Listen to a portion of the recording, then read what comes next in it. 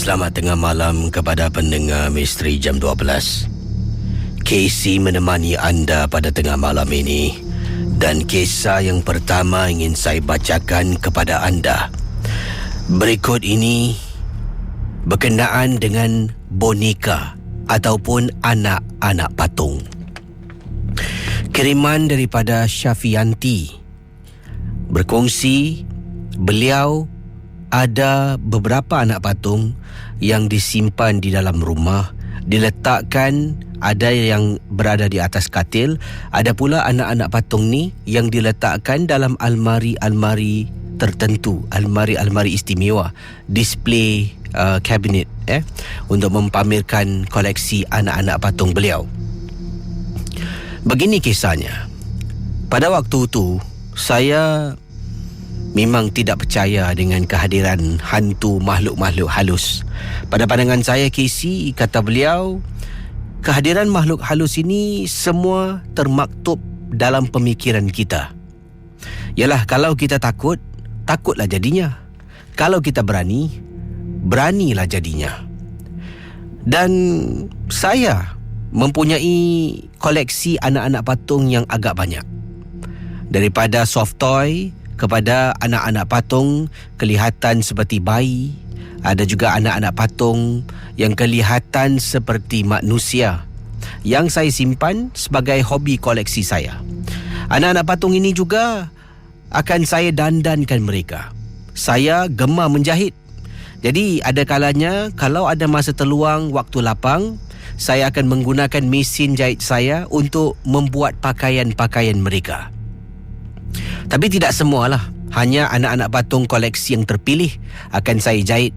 Ada kalanya baju yang saya jahit memakan masa paling cepat 3 hari. Paling lambat Casey, dalam lebih kurang sebulan baru akan siap pakaian istimewa untuk anak-anak patung saya. Hobi saya ni mencetuskan pertanyaan sebenarnya. Datang daripada makcik-makcik saya yang datang. Mereka sering kali beritahu saya, katanya tak bagus tau kau simpan anak patung dalam rumah, mengundang makhluk jin untuk mengganggu kau waktu malam. Tapi Casey, saya ni cuma senyum dan angguk-angguk giling-giling saja. Sebabnya saya pun tak naklah cerita panjang, tak nak bergaduh. Saya dalam hati bercakap, aku dah bertahun ada anak patung ni, tak ada apa-apa pun. Sampaikan Casey, mak saya pun tertekan dengan keadaan koleksi saya ni, yang mana makcik saya selalu ingatkan saya, tak baik simpan anak-anak patung. Ini adalah perkara yang tidak diizinkan. Kalau boleh carilah hobi lain. Dan ada kalanya mak saya akan bising pada saya, masuk telinga kiri, keluar telinga kanan. Pendengar Misteri Jam 12, sampaikan pada satu hari Casey, saya membeli sejenis anak patung melalui laman online. Yalah, kita mula dengan anak patung soft toys. Ya, seperti anak patung beruang lah, anak patung yang mana dikatakan karakter dari Disney. Kemudian kita upgrade dan upgrade. Lama-kelamaan anak patung ni kelihatan seperti yang manusia lah, seperti manusia, tangan, jari boleh bergerak dan sebagainya. Dan kemudian bertukar pula. Dia makin lama peningkatan pencarian anak patung tu, keinginannya bertambah dan menjadi benda yang lain. Jadi baru-baru tu saya ni berkenan sangat-sangat dengan anak patung yang diberi nama Dead Dolls. Untuk pengetahuan semua, Dead Dolls ini anak-anak patung gotik, berpakaian serba hitam, dengan wajah mereka ada celak, wajah yang menyeramkan, kadang-kadang muka seolah-olah ada lukisan jahit yang mana wajah mereka seolah-olah dicalahkan. Dan Dead Dolls ini memang saya suka sangat-sangat. Pertama kali saya ternampak di laman media sosial, saya terus jatuh cinta. Jadi saya memesan satu Dead Doll. Dan Dead Doll daripada syarikat ... ini, dia bukan mass production, tidak Casey. Kita pilih siapa yang kita nak, bagaimana karakter yang kita nak, dia akan siapkan mengikut apa yang kita inginkan. Jadi kalau kita buat pesanan date doll apa yang kita inginkan, itulah hak kita, dan dalam dunia hanya kita seorang sahaja yang ada anak patung yang dimaksudkan. Ia memakan masa lebih kurang hampir 2 bulan. Hampir 2 bulan untuk siap dan shipping untuk hantar ke Singapura date doll versi yang saya inginkan. Dan akhirnya bila sampai, itulah anak patung yang paling cantik yang pernah saya lihat depan mata saya. Saya rasa gairah dan gembira sangat-sangat, dan mulalah saya tak sabar ni nak buat pakaian-pakaian personalized clothing untuk date doll pertama saya. Dan dipendekkan cerita, anda bayangkan katanya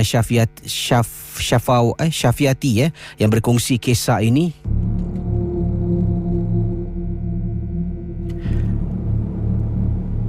Anak patung date dolls yang saya ada, itulah yang pertama telah pun mencetuskan banyak perkara-perkara gangguan-gangguan di dalam rumah. Pada mulanya saya tidak percaya. Ia berputik pada malam yang ketiga. Setelah saya ada anak patung date doll ini, saya letak dalam display kabinet. Kemudian malam yang ketiga mula benda-benda aneh berlaku. Tetapi ia tidak mengganggu saya. Ia mengganggu ibu saya yang ada di dalam rumah. Ada kalanya ibu saya akan terbangun pada waktu malam. Dia akan ke dapur untuk minum air. Ada kalanya ibu saya dengan abah saya akan balik agak lewat malam. Jadi, apa yang terjadi? Ibu saya ternampak susuk tubuh wanita sedang duduk dekat ruang tamu rumah kita. Itu yang pertama. Kemudian gangguan susulan pula. Ada kalanya ibu saya nak masuk ke dalam bilik pada waktu malam, bilik saya. Ada kalanya saya balik lewat, ataupun ada waktunya saya berada di rumah teman bermalam di sana. Jadi bila ibu saya nak masuk dalam bilik, nak ambil barang, nak hantar barang seperti baju yang dia lipat, bilik saya sentiasa gelap. Jadi bila ibu tolak pintu, ibu saya terperanjat. Waktu tu dia sedang angkat baju-baju saya yang telah pun dilipat, nak letak dalam almari saya. Dia pun sebelah tangan memegang baju yang menimbun, sebelah tangan lagi dia tolak pintu bilik saya perlahan-lahan. Bila dia tolak, terkejut apabila dia ternampak susuk tubuh seorang perempuan sedang baring di atas katil dalam bilik saya. Kemudian dia terus buka lampu. Bila buka lampu, bayangan ataupun susuk tubuh seolah-olah seperti seorang wanita yang sedang baring di atas katil saya hilang dari pandangan. Dia pun letakkan barang-barang saya dalam almari. Tapi kata ibu saya, dia masih dapat merasakan remang bulu rumah. Seperti ada sesuatu yang dalam bilik yang mana dia tak boleh lihat, dan tadi bila dia ternampak dengan secara tidak sengaja.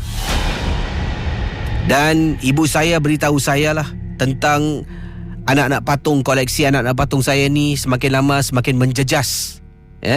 Menjejas keberanian beliau untuk duduk dalam rumah ni. Sebabnya dah mula ada berlakunya gangguan. Dan waktu tu ibu saya masih belum tahu tentang saya mempunyai anak patung date dolls collection yang pertama yang telah pun saya beli melalui laman online. Pendengar Ria 897 FM, sampaikan pada satu hari, Casey, apabila saya sedang nyenyak tidur, dalam bilik saya yang gelap gelita, saya terdengar dengan jelas suara perempuan menangis, Casey. Ya, suara perempuan menangis di dalam bilik tidur saya. Waktu tu sedang nyenyak tidur, saya terbangun, terdengar suara seseorang sedang menangis.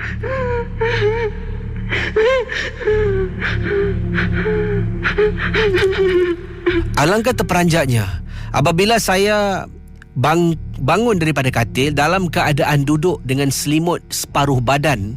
Saya tengok kiri, tengok kanan, terkejut apabila saya ternampak betul-betul di hadapan hujung katil saya duduk seorang wanita sedang menangis pada malam itu.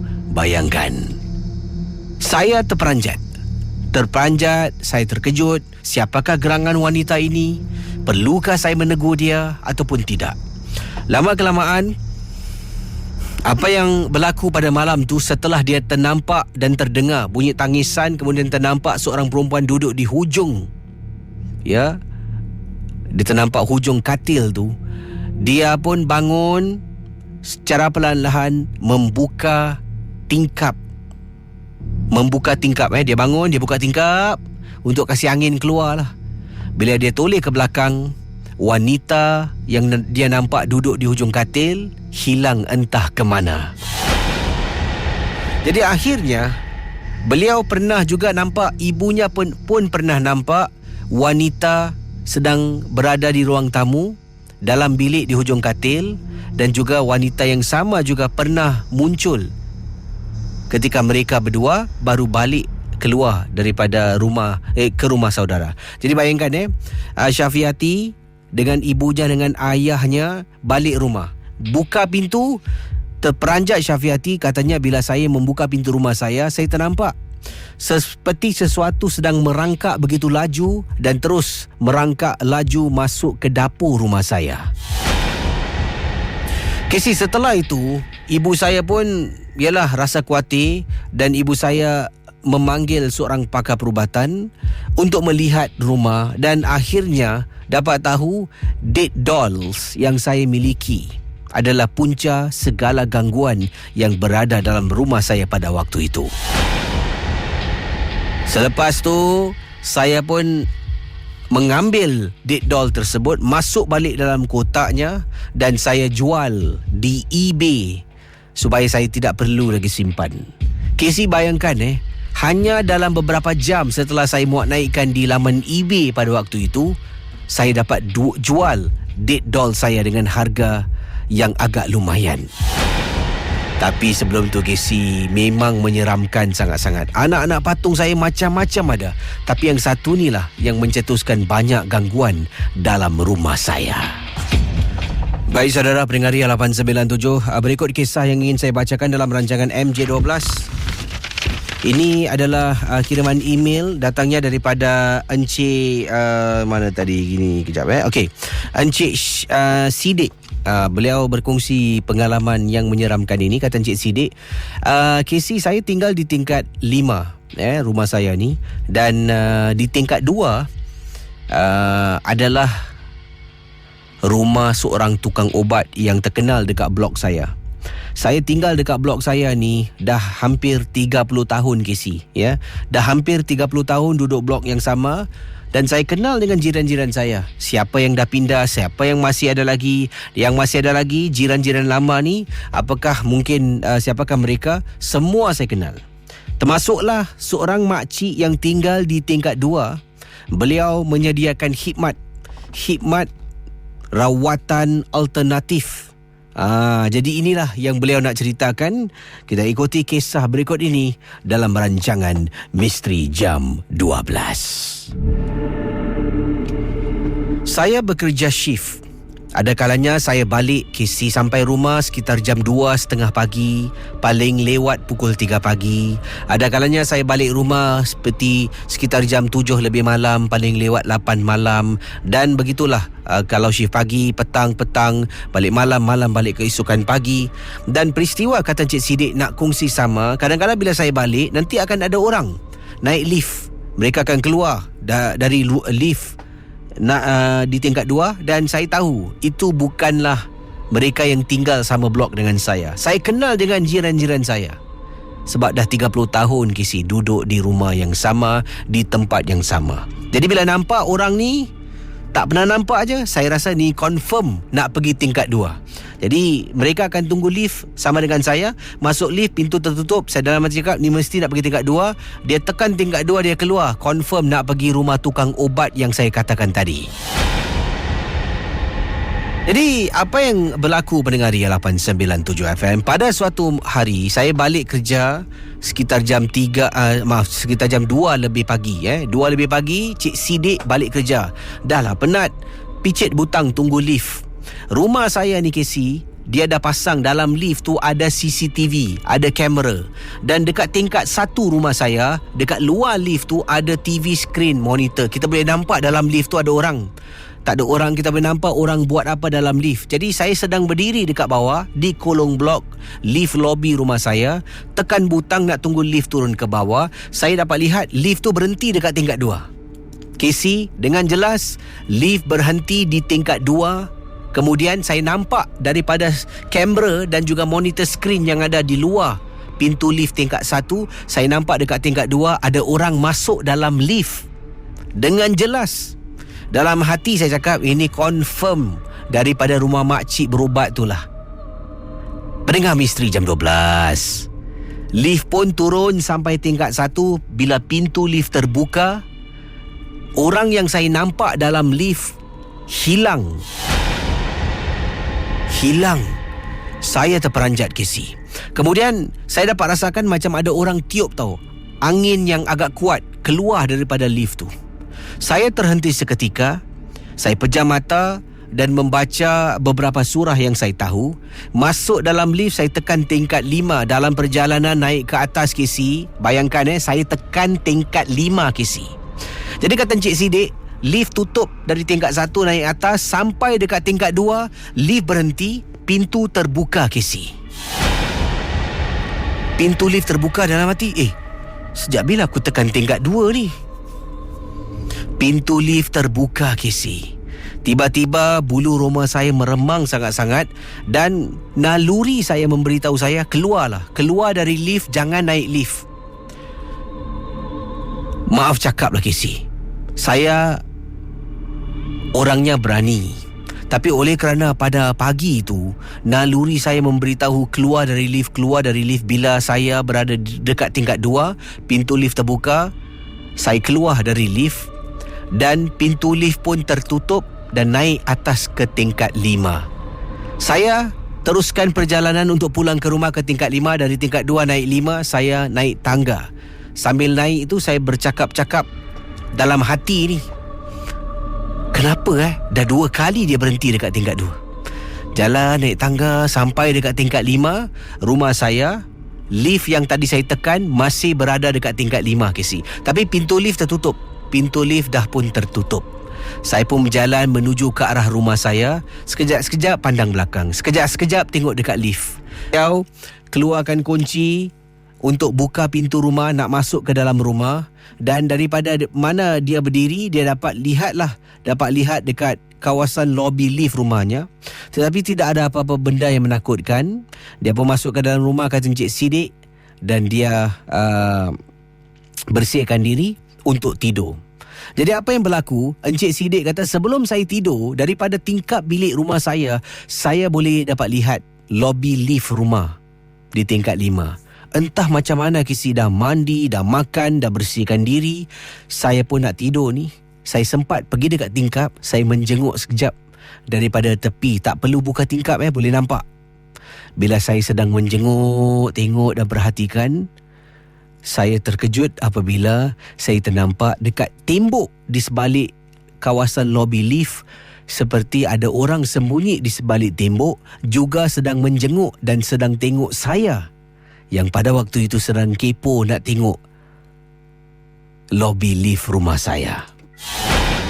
Pendengar Ria 897, saya tahu yang saya nampak tu mungkin salah satu makhluk yang dipelihara oleh orang yang telah pun saya katakan awal tadi, iaitu seorang tukang ubat lah yang beliau ceritakan. Jadi inilah pengalaman yang mana beliau tak dapat lupakan. Yang menarik sungguh tentang kisah ni, bila lift tu turun ke bawah sampai tingkat 2, lift berhenti, pintu terbuka, dia dapat lihat daripada monitor skrin di tingkat 1, nampak ada orang masuk. Sampai dekat tingkat 1, pintu terbuka, dalam lift tak ada orang. Tapi dia dapat rasakan macam ada angin meluru keluar, seolah-olah macam ada angin tiup melepasi tubuh badannya. Yang ini adalah satu kes, mungkin ada yang akan marah apa yang saya nak kongsi bersama. Ada akan betul-betul bingit dengan kisah selanjutnya ini. Sepasang kekasih menunggang motosikal. Anda bayangkan. Jadi, bila menunggang motosikal, berada di mana mereka berada? Mereka telah pun memasuki kawasan tapak tanah perkuburan. Tapak tanah perkuburan. Dalam kisah ini, mereka menceritakan sampai di luar tanah perkuburan sekitar jam 11.30 malam. Setelah keluar makan, kemudian katanya bekas kekasih saya. Oh, dah putus lah ni Bekas kekasih saya mengajak saya untuk pergi jalan-jalan pusing-pusing naik motosikal. Saya tanya, nak ke mana? Katanya, surprise. Okeylah, saya pun ikutkan. Saya ni pembuncing, dia yang menunggang motor. Saya pun duduk dalam di motosikalnya. Dia tunggang, sama-sama kita tunggang. Dan saya tanya, you nak pergi mana? You nak pergi mana? Dia diam diri, kata nantilah, nanti. Akhirnya, bila dah masuk dekat kawasan Jalan Bahar, saya bertanya dengan dia lagi, you nak bawa I pergi mana ni? Marah beliau kepada pasangan kekasihnya. Akhirnya sampai dekat satu sudut, dia pun memberitahu, jom kita masuk dalam pusing-pusing adventure nak. Saya pun marah, saya kata tak nak lah. Takutlah. Nak takut apa? I kan ada, katanya di sini.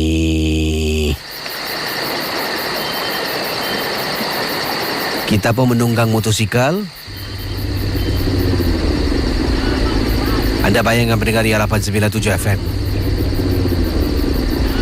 Bila sedang tunggang motor masuk dalam kawasan tanah perkuburan hanya berdua, memang menyeramkan sangat-sangat. Fikiran saya mula fikir yang bukan-bukan. Mula fikir benda-benda yang menakut-nakutkan. Bila saya berada dekat belakang kekasih saya ni, sekejap-sekejap saya toleh belakang. Sekejap-sekejap toleh belakang. Perasaannya macam ada sesuatu yang kejar. Tapi tak ada. Sebabnya perasaan takut tu mula meluap-luap pada Tika dan Saad itu. Pendengar Misteri Jam 12. Akhirnya, bila sampai dalam, dah masuk dalam sangat-sangat, keadaan menjadi begitu seram kerana gelap. Dan apa yang berlaku, saya baru perasan. Baru saya perasan yang mana kita berada bukan dekat kawasan kubur Islam. Tidak, Casey. Bila saya perhatikan betul-betul, kalau tak silap saya lah, pada waktu itu, kita berada dekat kawasan kubur Hindu. Kemudian saya tanya, dekat mana ni? You kat mana ni? Keluarlah you. Tak mula, I takutlah. Tolonglah, keluarlah. Alamak dia ni. Sekejap je lah, tak ada apa-apa lah. Kita terus menunggang dan pendengar Ria 897. Satu ketika tu, saya mula rasakan di bahu saya macam ada orang cuit. Walhal sedang menunggang motosikal, tetapi tidaklah begitu laju pada waktu malam. Menunggang motosikal, dan tiba-tiba dekat belakang saya macam ada orang cuit. 2-3 kali tau saya dapat rasakan. Bila sekali kena cuit, saya toleh. Kena cuit lagi, saya toleh. Sampaikan saya beritahu teman lelaki saya keluar, kalau tidak saya tak akan berbual dengan dia. Kasi dalam perjalanan kita nak keluar, akhirnya teman lelaki saya tunggang motosikal. Bayangkan kita cakap nak keluar, dah 10 minit pusing cari jalan keluar, tak jumpa-jumpa.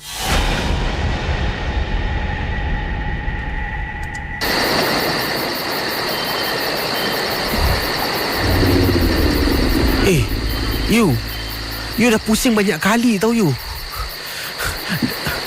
Kenapa tak keluar-keluar ni? Tadi masuk punya cepat. Ni sekarang kita masih dekat sini. Macam mana ni? You diamlah. Orang tengah stres ni. Tadi kita jalan mana I tak tahulah. Cepatlah keluar, I dah takut ni. Pendengar Ria 897 FM. Beliau menceritakan detik-detik cemas. Pusing. Tak dapat cari jalan keluar. Mereka masih berada di tempat dan kawasan yang sama. Anda bayangkan. Sampaikan Saya menangis, kata beliau. Menangis terisak-isak dalam keadaan ketakutan. Sebabnya apa, Casey? Sebabnya apabila saya dengan teman lelaki berhenti seketika dekat dalam tanah perkuburan, teman lelaki saya cuba fikirkan bagaimana nak keluar daripada kawasan itu. Saya dengar dengan jelas dan boleh bau harum dengan wangi, dan dapat dengar dengan jelas seperti ada orang memanggil-manggil nama saya di dalam kawasan tanah perkuburan. Liza. Liza. Liza.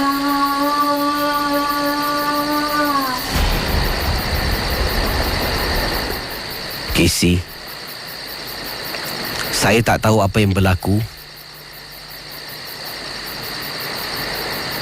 Yang saya tahu pada waktu itulah, setelah kejadian ini dapat diselesaikan, teman lelaki saya telah pun meninggalkan saya seorang diri di dalam kawasan tanah perkuburan, kerana waktu tu saya dah seolah-olah kena sampuk.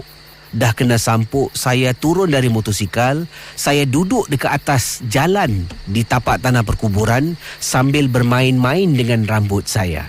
Kemudian saya kata pada teman lelaki saya, "Dah, kau nak balik-balik. Aku tak nak ikut kau balik." Teman lelaki cuma cuba pujuk saya beberapa kali, tapi saya enggan ikut dia balik. Dan dia keluar tinggalkan saya seorang diri kerana dia takut. Dia datang balik apabila abang saya mencari dia dan tanya dia ke mana saya pergi. Akhirnya dia dedahkan yang dia tinggalkan saya dekat kubur sebab saya tak nak balik. Dia salahkan saya, Casey. Abang saya tanya, "Adik aku mana? Aku tahu kau keluar dengan dia. Mana adik aku?" Pada mulanya dia tidak ingin memberitahulah yang dia keluar dengan saya. Apabila abang saya gertak, mak saya pun masuk dalam frame. Baru dia beritahu yang saya berada dekat kawasan kubur. Bukan dia tinggalkan saya, tetapi saya yang tak nak ikut dia balik. Dipendekkan cerita, keluarga saya datang naik kereta cari dengan dia. Dia tak naik motor, naik kereta sama 7-seater. Bapa, mak dengan abang saya dengan dia naik pusing. Dia tunjukkan memang benar nampak saya sedang duduk dekat tepi jalan, tapi saya tidak bergerak-gerak, masih berada di tempat yang sama. Syukur Alhamdulillah ada keluarga, Casey. Saya dengan segera diselamatkan walaupun saya enggan pada pertama kali. Selepas beberapa pujukan dan beberapa surah yang dibaca oleh bapa saya naik. Selepas itu, saya tak lagi berkawan dengan jantan yang tak guna ni. Itulah pengalaman saya. Mohon maaf kalau kisahnya panjang, tapi inilah peristiwanya. Kalau boleh, janganlah pergi ke tempat-tempat sedemikian. Lagi-lagi hanya berduaan sahaja, dan kita adalah wanita. Terima kasih, Casey. Baik saudara, kisah berikut ini saya bacakan dahulu sebelum saya nantikan panggilan dari anda pendengar Ria. Ini datang daripada Siti berkongsi peristiwa. Katanya di sini, selamat tengah malam kepada geng-geng Momok Misteri Jam 12. Saya Siti, tolong bacakan kiriman saya. Terima kasih kepada Casey. Saya pernah dihampiri seorang wanita, iaitu wanita tua. Pada suatu malam ketika saya sedang balik, waktu tu hujan agak lebat sedikit, Casey, dan kisahnya begini.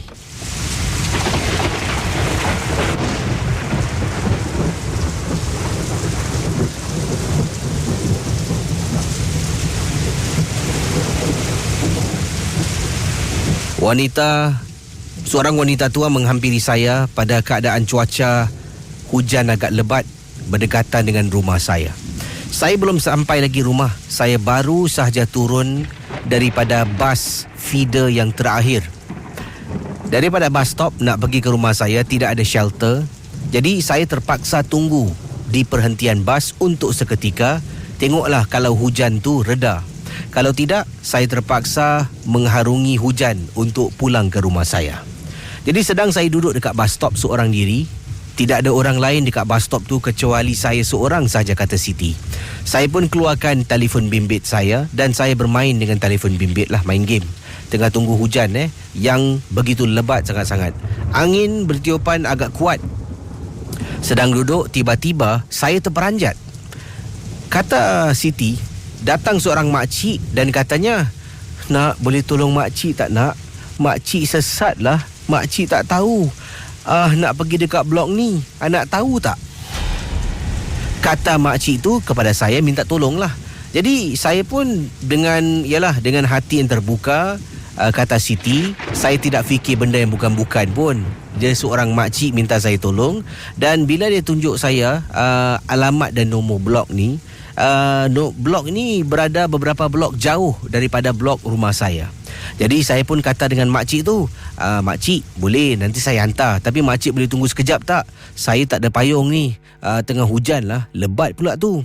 "Yelah, nanti kalau hujan dah reda sedikit, kita tunjuk makcik mana nak pergi, tempat mana."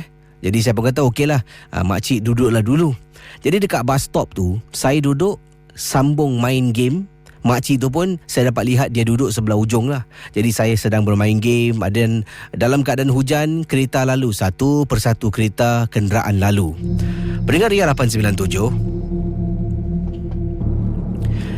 beberapa kali bila ada teksi lalu, teksi itu high beam dan juga horn, saya tahu mungkin dia ingatkan saya nak naik teksi, sebabnya dah tak ada bas lagi. Saya cuma buat bodoh. Sampaikan sekali tu ada teksi, kita tak tahan teksi ni tak tahan langsung tengah duduk dekat bus stop. Secara automatik teksi ni berhenti dekat tepi bus stop. Dia cantik, dia berhenti, kemudian dia turunkan tingkap. Dalam hati saya ni, engkau ni bila aku nak naik punyalah susah nak cari. Bila aku tak tahan, dengan selamba engkau berhenti dekat sini. Turunkan tingkap, ada seorang pakcik dalam teksi tu dan dia tanya pada saya, "Nak, tunggu apa ni? Pagi-pagi macam ni. Tak balik ke? Bas dah tak ada lagi tau." Kemudian saya tengok pakcik tu dengan nada suara saya yang agak mengena-ngada lah. Sebab saya ingatkan pakcik tu sebenarnya nak suruh saya naik teksi dia. Jadi saya kata, "Tak cik, saya pun dah sampai rumah. Rumah saya kat belakang tu je. Saya baru turun bas. Ni tengah hujan lebat, jadi saya tunggu untuk hujan reda," kata saya kepada pakcik tu. Kemudian pakcik tu pun cakap, "Sini tak apa, naik teksi pakcik hantar masuk dalam." Saya tengok pakcik ni, biar betul ni. "Naik, jangan takut, pakcik hantar masuk dalam." Terus saya rasa macam malu tau Kisi. "Boleh jugalah cik, terima kasih cik." Saya pun berdiri. Bila saya toleh belakang nak cari makcik yang saya nak tolong dia untuk hantar dia pulang ke rumah, makcik tu tak ada lagi dekat bus stop. Tak ada lagi. Saya duduk dalam teksi, saya tutup pintu. Pakcik tu pun pandu masuk ke kawasan kapak dekat dengan blok rumah saya. Dalam perjalanan, pakcik tu pun tanya saya dari mana. Saya pun katalah saya keluar tadi dan balik agak lewat sedikit lah. Dan bila nak balik hujan lebat pula. Jadi dia pun kata pada saya, "Lain kali jangan balik malam-malam macam ni. Awak ni perempuan, sorang-sorang lagi." Kemudian saya pun kata, "Saya tak sorang. Tadi ada makcik minta saya tolong. Dan saya tak nampak pun makcik tu hilang ke mana." "Anak, pakcik bukan nak takut-takutkan kau Ini pakcik jujur. Pakcik tengok engkau ni sama bayar dengan anak pakcik. Sebab kenapa pakcik berhenti nak tolong kau pandu teksi masuk dalam ni, bukanlah pakcik dikepo. Tapi tadi bila pakcik sedang memandu, dekat atas bumbung bus stop pakcik nampak ada perempuan tua sedang duduk." "Apa cik?" "Pakcik nampak tadi dekat bus stop. Atas bus stop tu dekat bumbung macam ada perempuan tua sedang duduk." Saya terdiam Kisi. Dah. Sekarang dah sampai. Cepat balik. Jangan lupa beri salam. Langkah kaki kanan. Saya pun turun dari teksi. Niat di hati nak minta pakcik tu tolong hantar saya naik atas. Tapi saya malu dan segan sangat dengan pakcik sebab saya awal tadi dah buruk sangka dengan dia. Akhirnya saya sampai rumah dengan selamat, tak basah pun. Bila berada dalam rumah, saya baru terfikir, Casey. Terfikir sesuatu yang pelik tentang makcik tu. Awal tadi saya katakan saya turun dari bas terakhir. Kemudian hujan lebat. Dekat bus stop tu belum ada lagi shelter, iaitu tempat penyambung blok yang ada tutup lah, belum ada lagi. Jadi bila saya turun bas tu, dekat bus stop tidak ada sesiapa kecuali saya seorang diri. Tiba-tiba muncul makcik tu, hujan lebat, angin yang kuat.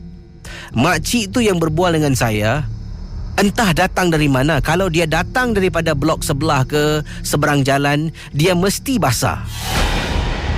Baru saya teringat bila saya sedang bercakap dengan makcik ni, baru terfikir, Casey, kenapa makcik tu tak basah? Dari mana dia datang? Itulah pengalaman peristiwa yang tak dapat saya lupakan, Casey.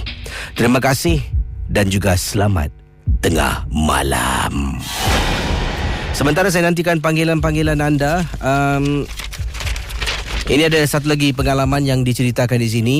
Katanya, Assalamualaikum, Casey. Waalaikumsalam.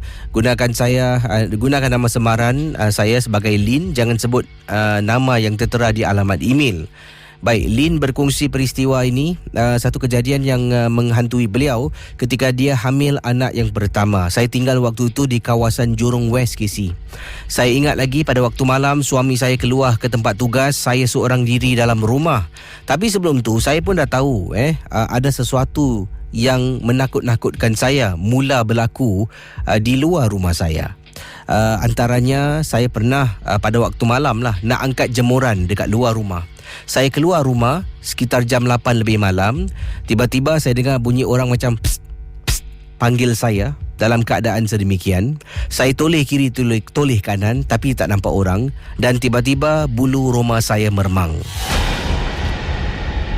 Jadi tanda-tanda gangguan kecil dah mula saya rasakan. Tapi saya tidak indahkan tanda-tanda itu. Malah bila suami saya dah mula nak bekerja malam. Sebab suami saya ni kerja shift ni bergilih-gilih lah. Nanti dalam masa lebih kurang 2 minggu dia akan shift pagi, kemudian dia akan berehat, kemudian dia akan sambung, kemudian diikuti dengan shift malam. Jadi bila suami bertugas malam, itu adalah malam yang pertama setelah saya hamil ni. Apa yang berlaku, pendengar Ria 897, suami saya keluar rumah. Suami saya sebelum dia keluar, dia kata pada saya, nak tak awak duduk rumah seorang-seorang? Kalau tak nak, saya boleh telefon adik saya, iaitu adik ipar saya lah, untuk datang ke rumah temankan saya. Saya bukan tak nak, Casey, cuma saya tak nak menyusahkan adik ipar saya. Dia pun kerja keesokan harinya. Jadi saya pun beralah, saya kata tak apalah bang, saya boleh lah bang, nanti saya tutup pintu semua. Okeylah, jadi suami pun keluar kerja. Katanya Lin, saya duduk rumah. Setelah suami kerja, saya kunci pintu rumah. Saya duduk dalam bilik saya. Tengah duduk dalam bilik sambil saya menonton TV, saya dengar orang ketuk pintu tahu, Casey. Itu 5 minit setelah suami saya pergi. Jadi saya fikirkan suami saya yang balik mungkin terlupa barang. Saya pun bangun dari katil, keluar dari bilik. Pintu masih lagi diketuk dan saya kata, nanti bang, nanti bang. Anda bayangkan mendengar Ria 897. Beliau berada dalam bilik, tiba-tiba dengar,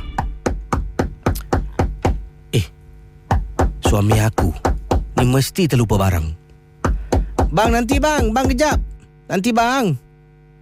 Sampai depan pintu rumah, saya pun buka pintu, Casey. Tanpa saya berfikir panjang, saya buka mangga sebelah atas, sebelah tengah, saya buka, saya tarik pintu, saya tengok dekat luar, tidak ada sesiapa pun yang ada di luar rumah saya. Walhal tadi saya dengar dengan jelas ada orang ketuk pintu rumah saya, Casey. Pendengar Ria 897, saya berdiri dalam beberapa saat terfikir ni siapa yang ketuk pintu. Oleh kerana itu, saya pun tutup pintu balik, kunci pintu rumah, masuk ke dalam bilik, duduk dekat atas katil, sambung untuk menonton TV. Casey, daripada bilik saya boleh nampak ruang tamu dengan jelas. Dekat ruang tamu, saya boleh nampak pintu rumah saya dengan jelas. Ruang tamu saya gelap. Saya hanya menyalakan lampu dapur. Jadi lampu dapur ni menerangi sedikit sebahagian daripada ruang tamu yang gelap. Pendengar Misteri Jam 12, saya nampak di sebalik pintu di ruang tamu rumah saya, seolah-olah sesuatu benda tinggi warna putih berbungkus. Pertama kali saya ternampak susuk tubuh yang menyerupai makhluk pocong, Casey. Saya ternampak, saya pandang lain, saya tengok buat kali kedua benda tu hilang. Jadi saya tetap terus menonton TV. Kali kedua saya pandang, benda tu seolah-olah makin bergerak depan dan seolah-olah nak masuk ke dalam bilik yang mana saya sedang duduk di atas katil menonton TV pada malam tersebut. Bayangkan pendengar dia. Suami saya ada simpankan surah Yasin bawah bantal. Saya angkat bantal, tarik surah Yasin. Kemudian, Casey, saya baca. Mula baca surah Yasin, satu ayat pertama, ayat yang kedua, saya baca, Casey. Sambil saya tak tengok kiri kanan, tak tengok pun ruang tamu, saya rasa takut sangat-sangat, katanya Lin. Setelah saya habis membaca surah Yasin, saya berhenti sejenak, tarik nafas, dan saya kata, Ya Allah, ya Tuhanku, lindungilah kandungan dalam perutku ini. Sekiranya ada anasir-anasir yang ingin mengganggu dan mengapa-apakan kandungan ini, lindungilah aku. Kemudian saya taruh Yasin di tepi. Saya pandang ke arah luar rumah. Perasaan takut dah hilang, Casey. Saya turun dari katil, pergi depan, buka lampu ruang tamu. Saya masuk dalam bilik balik, tarik selimut, tidur sampai keesokan paginya. Pendengar Misteri Jam 12, kata Lin, setelah kejadian pada malam itu, saya beritahu suami untuk malam-malam berikutnya suami bertugas shift malam, saya nak tidur rumah mak mertua. Saya tak nak adik saya datang, adik mertua saya datang tidur bermalam di rumah saya, malah saya beralah saya tidur di rumah mak mertua saya. Itulah pengalaman saya yang ingin saya ceritakan. Terima kasih dan selamat tengah malam, Casey. Hello, selamat pagi. Halo, Casey, apa khabar, Ren?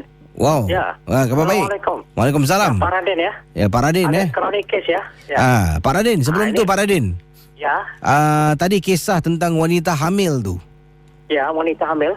Dia dengar orang ketuk pintu, dia buka pintu, tak ada orang kat luar Ini Pak Radin yang satu.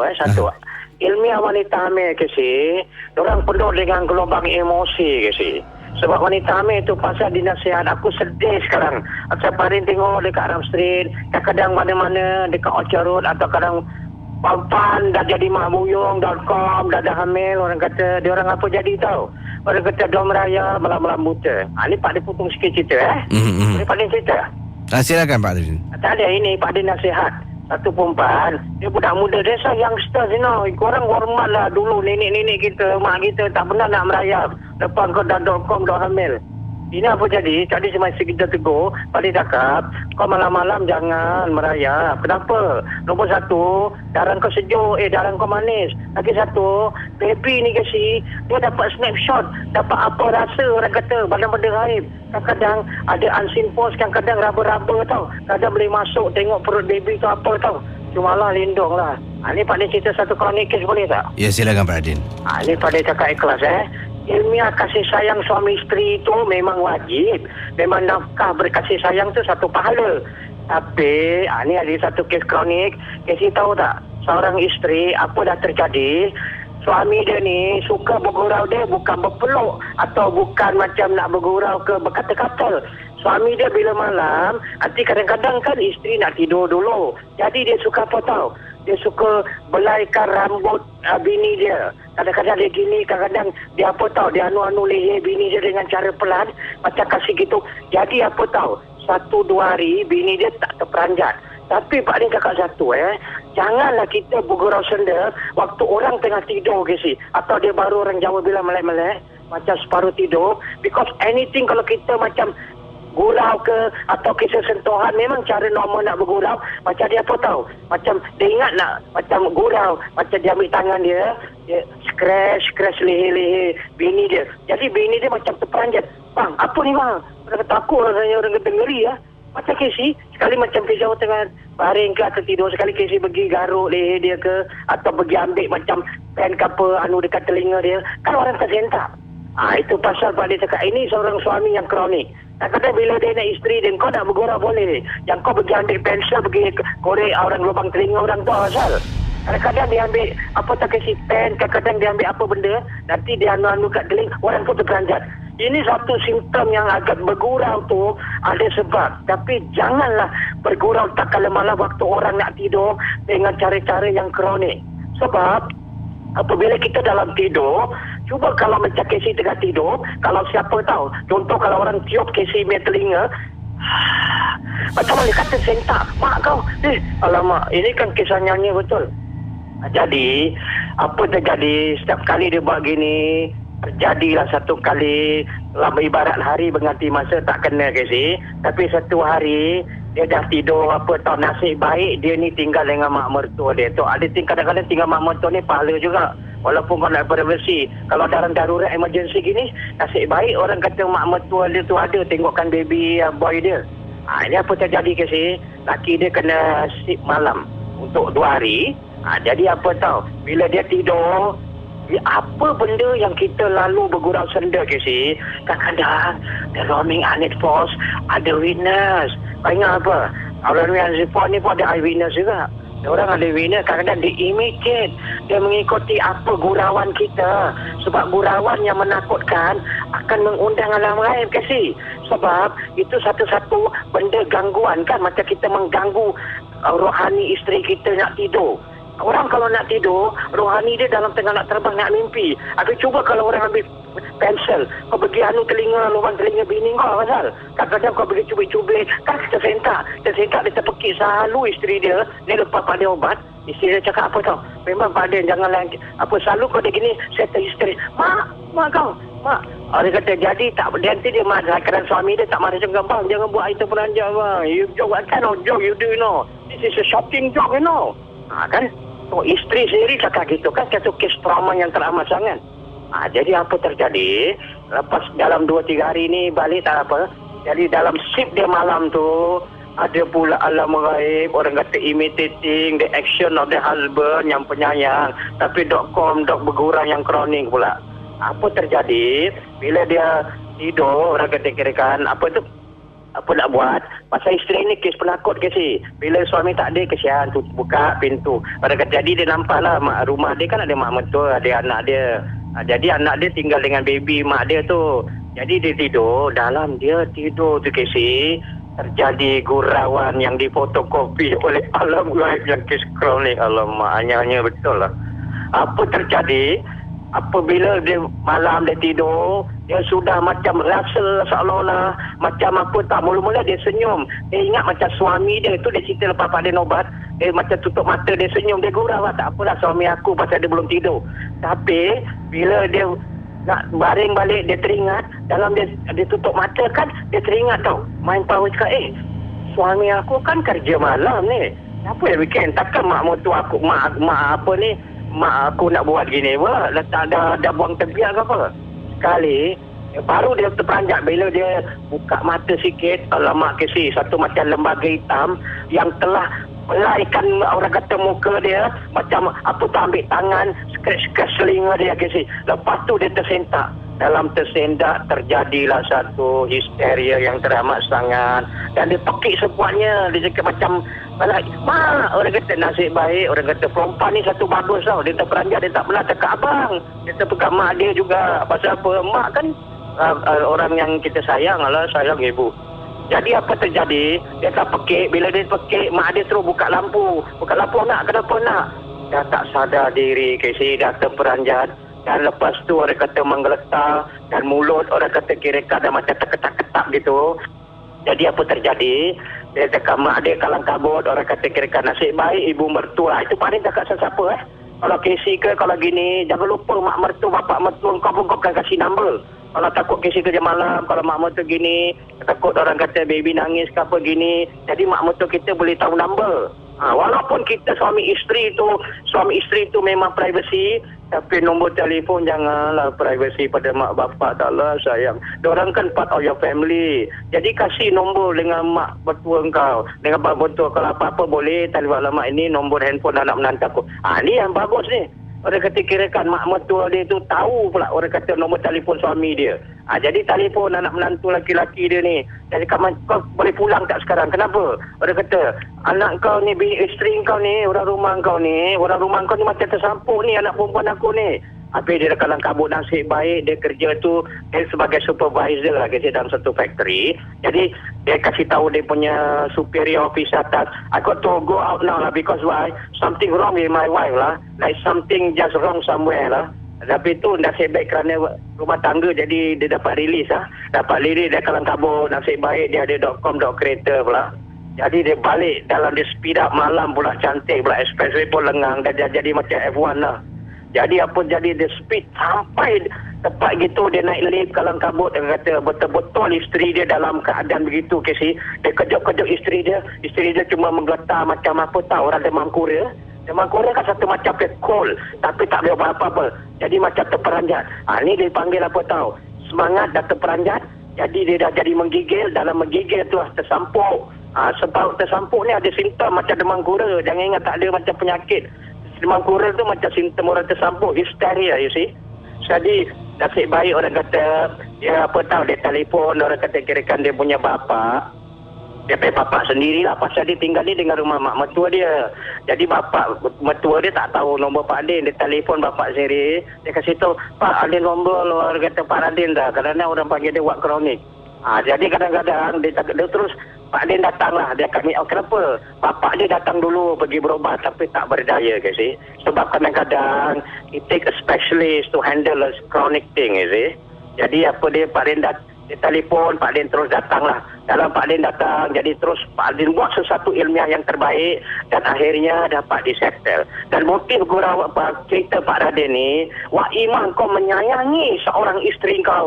Janganlah kau bergurau cara memeranjatkan isteri. Itu kan satu peranjat. Nanti bini kau tengah nak relax, tengah baring-baring kau pergi ambil pensel pula. Habis kadang-kadang kau pergi apa tu? Orang kata anu-anu leher dia lah, macam tekau-tekau. Tak tersentak orang tu. Dah jadi macam terencat.com.bro lah. Jadi Pak Rin cakap jujur ikhlas, Pak Din dapat bantuan. Jadi Pak Din nasihat lah dengan dia. Pak cakap ini janganlah kau bergurau dengan seperti orang kata memeranjatkan isteri dalam kemanjaan. Bergurau dalam memanjatkan isteri dalam kemanjaan tu tak bagus ke sih. Because why? Wanita ni ada apa tahu? Diorang ada shocking sensitive punya mentality. That's why diorang cakap wanita ni ada chronic mentality or sensitivity. See? So kita mesti nak sayang. I know you love your wife, but don't joke that kind sebab you caught her out of context. Macam kau konteks tu bahasa Inggeris, bahasa Melayu cakap apa tahu? Kau merangkap dia tanpa dia sedar yang kau bergurau gitu. Habis orang nak tidur. Cuba macam Casey. Kalau Casey tengah baring, sekali pergi jauh terus kata cakap kau tak terpanjang kau. Mak kau kenapa ni?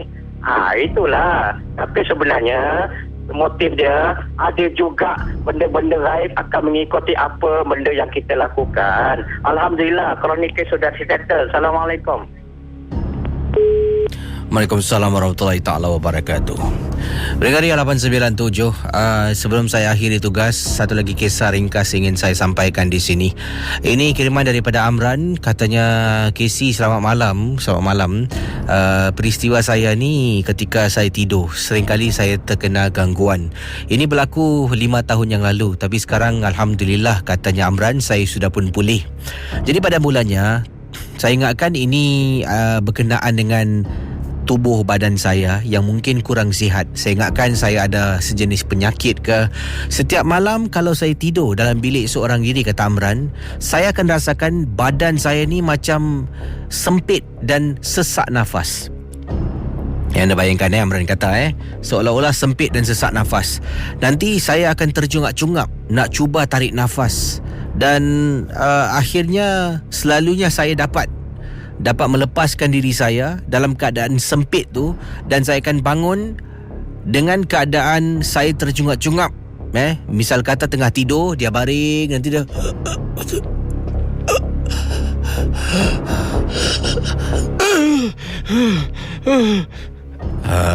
ada bayangkan. Saya beritahu teman saya tentang hal ini. Teman saya mengatakan mungkin ini adalah gangguan muscle dalam tubuh, sebab dia ada membaca sesuatu di internet tentang manusia kalau tidur malam, dia panggil muscle compression. Jadi kita harus tidur ikut miring lah, miring kiri atau kanan. Kadang-kala kena tiarap, ataupun kadang-kala harus tidur duduk kalau terkena penyakit muscle compression, yang mana ia berkenaan dengan otot lah. Jadi saya pun okeylah, saya cubalah katanya. Mula-mula okey ke si?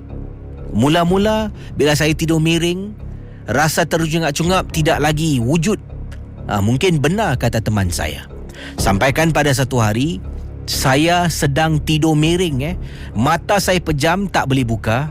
Tiba-tiba saya boleh rasakan ada orang tolak bahu saya, tolak, sampaikan saya dalam keadaan baring.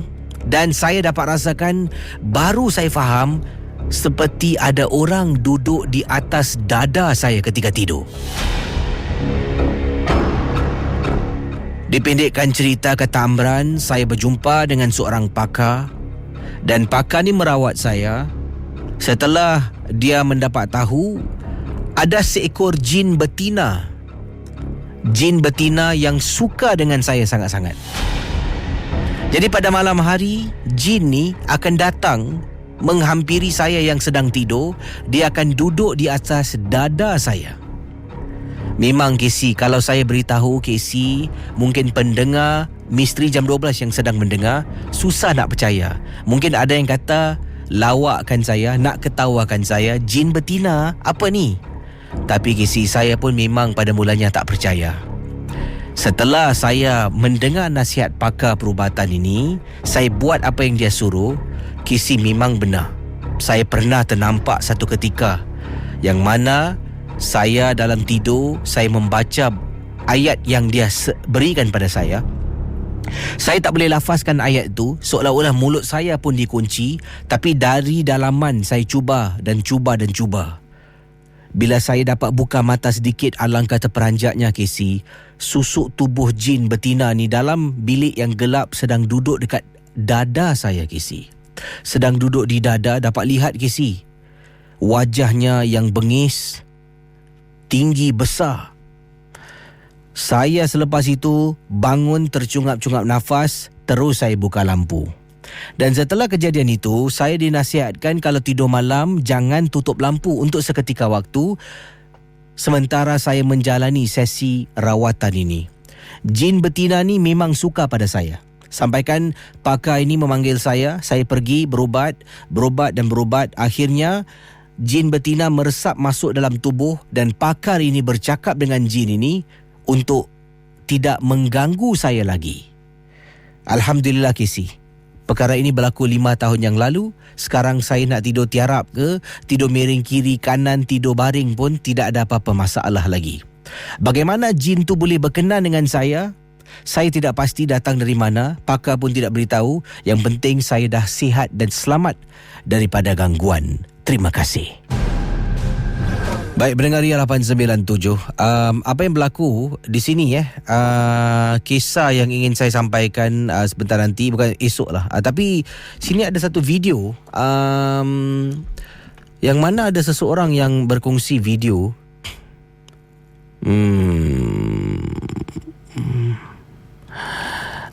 Seorang lelaki, video ni sama ceritanya.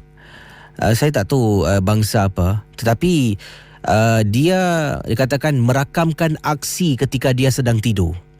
Dan dia sering diganggu bila dia tengah tidur malam ni, sering kali diganggu. Jadi dia tempat tidurnya, tilamnya tepi tu ada almari. Saya baru ternampak video ni.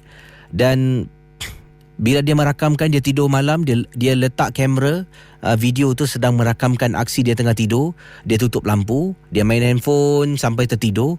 Dan alangkah terperanjatnya, meremang bulu rumah saya apabila ternampak almari, ini bilik gelap, gelap gelita, almari di tepinya mula pintunya pintu jenis yang sirit lah, jenis sirit pintu almari sirit, ada macam orang tolak kemudian dapat lihat ada wajah wanita dengan rambut panjang bersembunyi di sebalik almari itu, sedang perhatikan dia, sedang tengok dia dengan wajah yang menakutkan. Saya tengok pun meremang.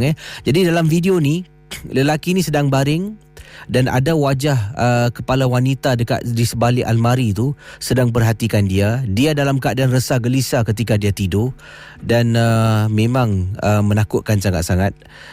Saya akan kongsi video ini. Mungkin ada yang dah pernah tonton video ini, juga boleh kongsi dengan teman-teman yang lain.